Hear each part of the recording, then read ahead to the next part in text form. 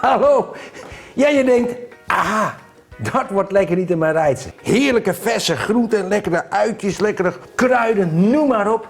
Dat is ook zo, maar eerst doen we wat anders. Zoals jullie wel weten, lekker eten koken, dat is mijn passie. En als je dan zo heerlijk aan het koken bent, dan gaat het ongemerkt. Maar dan heb je dan weer groenteresten, schillen, een restje aardappels. Maar wat doe je ermee? Al deze resten komen vaak in één container, de grijze. En dat moet dan.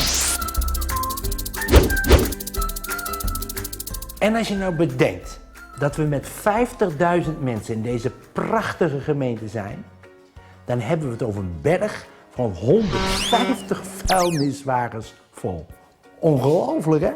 Even kijken hoe dit gaat, hoor. Ja, dat komt helemaal goed. Zeg, en weet je, dat is zo zonde. Want van al die afvalgroenten kan je compost maken.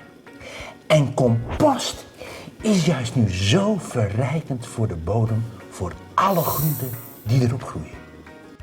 En dat is nou het mooie.